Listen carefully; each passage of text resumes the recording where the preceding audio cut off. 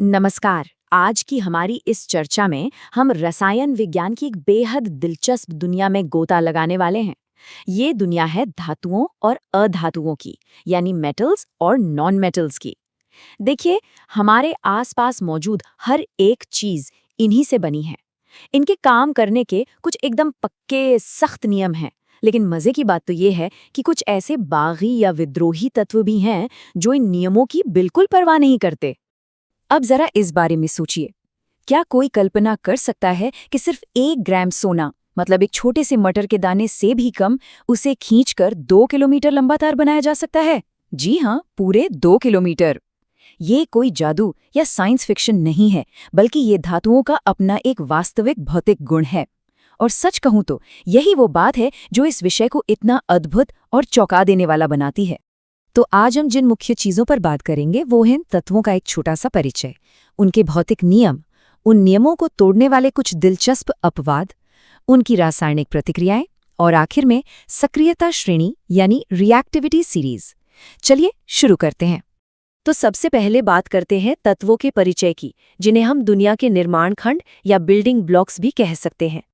देखिए, विज्ञान ने अब तक कुल 118 शुद्ध तत्वों यानी प्योर एलिमेंट्स की खोज की है, और इन सभी 118 तत्वों को मुख्य रूप से उनके गुणों के आधार पर 3 हिस्सों में बांटा गया है: धातु, अधातु और उपधातु। और पता है, इन्हीं तत्वों को अलग अलग अनुपातों में मिलाने से हमारी दुनिया की हर छोटी बड़ी शुद्ध और अशुद्ध चीज बनती है। ये लिटरली हमारे पूरे ब्रह्मांड की नींव है। अब आते हैं हमारे दूसरे पड़ाव पर, जो है भौतिक नियम। यहाँ हम देखेंगे धातु और अधातु के बीच का असली मुकाबला। धातुओं का एक सबसे बड़ा और खास भौतिक गुण ये है कि वे आघात वर्धनीय होती हैं। इसे अंग्रेजी में मैलिएबल कहते हैं। इसका सीधा सा मतलब है कि इन्हें हथौड़े से पीट पीट कर पतली चादरों में बदला जा सकता है। साथ ही ये तन्य यानी डक्टाइल भी होती हैं, मतलब इन्हें तारों में खींचा जा सकता है, जैसे हमने सोने के तार की बात की थी। लेकिन इसके बिल्कुल उलट अधातुएं भंगुर यानी ब्रिटल होती हैं। अगर किसी अधातु जैसे कोयले या ग्रेफाइट पर जोर से हथौड़ा मार दिया जाए तो उसकी कोई चादर नहीं बनेगी, बल्कि वो चकनाचूर होकर बिखर जाएगा। एक और बहुत बड़ा अंतर है इनकी चमक और ऊर्जा को प्रवाहित करने की ताकत। धातुएं बहुत ज्यादा चमकदार होती हैं और ऊष्मा तथा बिजली की बेहतरीन सुचालक होती हैं। चांदी और तांबा इसके परफेक्ट उदाहरण हैं। लेकिन दूसरी तरफ देखें तो अधातुएं आमतौर पर दिखने में काफी फीकी होती हैं और बिजली तथा ऊष्मा की कुचालक यानी इंसुलेटर होती हैं। यही कारण है कि हमारे घरों के तारों के अंदर हमेशा तांबा होता है और बाहर से बचाव के लिए प्लास्टिक या रबर जैसी कुचालक सामग्री लगाई जाती है। और हाँ, एक नियम ये भी है कि धातुएं आमतौर पर ठोस और काफी कठोर होती हैं। जब वे किसी चीज से टकराती हैं तो एक गूंजने वाली आवाज पैदा करती हैं, बिल्कुल किसी स्कूल की घंटी की तरह। इसके विपरीत अधातुएं कमरे के तापमान पर ठोस, तरल या गैस किसी भी अवस्था में मिल सकती हैं और टकराने पर कोई खास गूंज या आवाज पैदा नहीं करती। अब आता है सबसे मजेदार हिस्सा, तीसरा भाग, नियम तोड़ने वाले। यहाँ हम देखेंगे कुछ ऐसे रासायनिक अपवाद जो अभी बताए गए सारे नियमों की धज्जियां उड़ा देते हैं। अभी अभी हमने बात की थी कि धातुएं हमेशा ठोस होती हैं, है ना? लेकिन जरा ठहरिए। पारा, जिसे हम मर्क्यूरी भी कहते हैं, एकमात्र ऐसी धातु है जो कमरे के तापमान पर तरल यानी लिक्विड अवस्था में पाई जाती है। और ऐसा ही कुछ अधातुओं के साथ भी है। नियम कहता है कि उन्हें या तो गैस होना चाहिए या ठोस, लेकिन ब्रोमीन एक ऐसा अधातु है जो मजे से तरल अवस्था में रहता है ना? कमाल की बात। कठोरता के नियम भी यहाँ पूरी तरह से टूटते हुए दिखते हैं।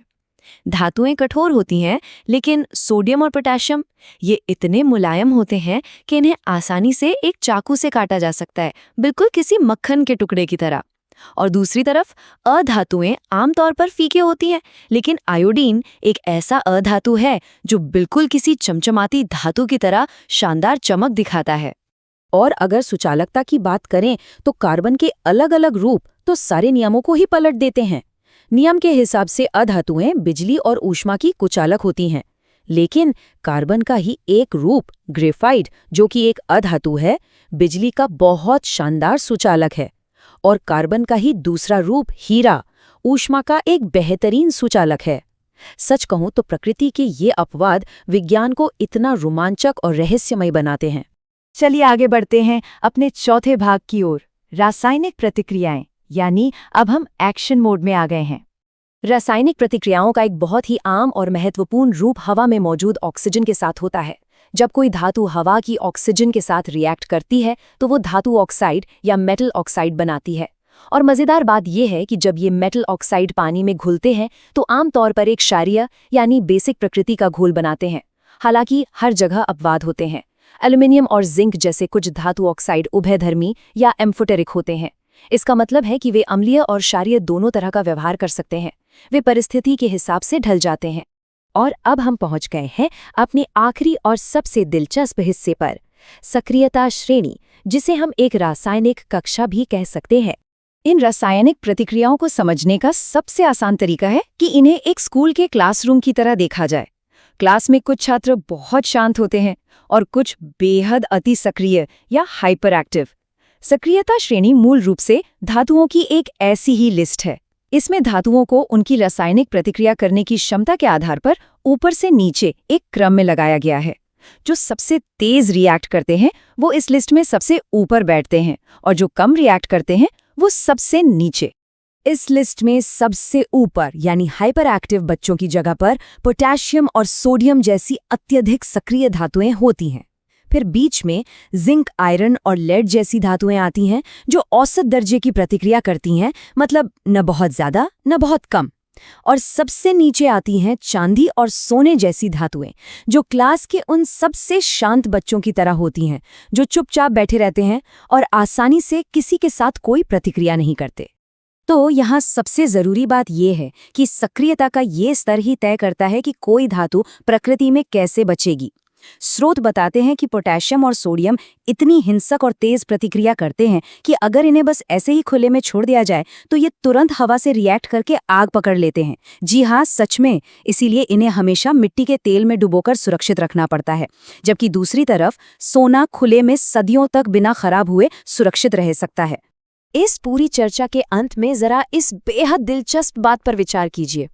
क्या होता अगर हमारे शहरों, पुलों और इमारतों को बनाने के लिए इस्तेमाल किया जाने वाला लोहा सोडियम की तरह ही सक्रिय होता? जरा सोचिए। बस थोड़ी सी हवा या बारिश की एक बूंद गिरते ही हमारी सारी इमारतें धूं धूं कर जलने लगती। इस ख्याल से ही समझ आता है कि प्रकृति ने इन तत्वों को कितनी सटीकता और परफेक्शन के साथ संतुलित किया है। विज्ञान के इस अद्भुत संतुलन ने ही हमारी दुनिया को मुमकिन बनाया है और यही कारण है कि इस दुनिया को गहराई से समझने की हमारी उत्सुकता कभी खत्म नहीं होनी चाहिए।